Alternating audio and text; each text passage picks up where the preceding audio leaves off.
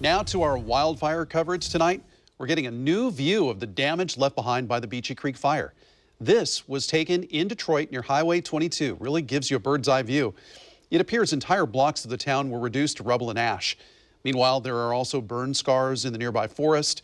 There's still some green though, but huge sections of the woods, no doubt, were scorched. And while many families try to fix some of that damage, they're facing yet another threat. Fox 12's BRIDGET Chavez joins us live from Gates tonight.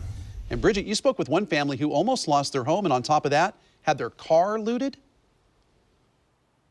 Yes, and despite all of that happening, they say they're just grateful to have a place to go back to. The fire came within inches of their home. It leveled both of their neighbors' homes. And despite all of that, just this siding was what was the damage for their home. Their home still standing.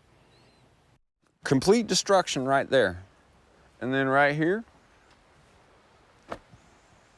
it melted the siding a little bit. Colin and Tanya Baird can't help but ask why. I mean, our fire came all the way out in our yard. It burnt the stump that's less than 2 feet from our back door. Their home is one of the last ones standing in the Dogwood neighborhood.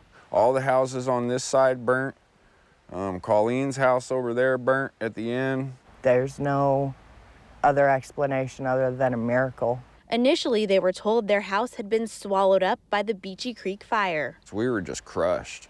You know, I mean, we didn't have much before all of this. I've been homeless before. I don't want to see my kids there, and that killed me. But most of the damage was limited to this side of the house.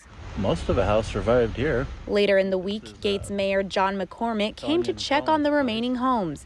The Baird's door had been kicked in, their car door open, and a pile of their belongings were in the yard.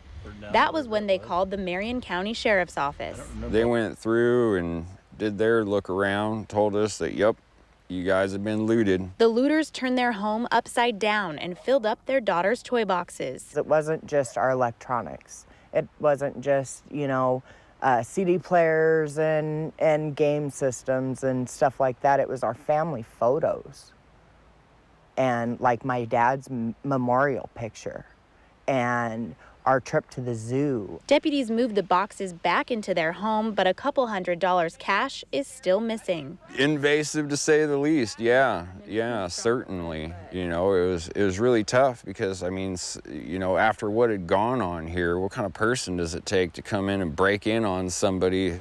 Sad that somebody broke in, but we were very blessed and grateful for what we had left. The Bairds still don't know why their home was spared from the flames, but they've promised to do everything in their power to help rebuild the neighborhood they love so much. I just want to make it count.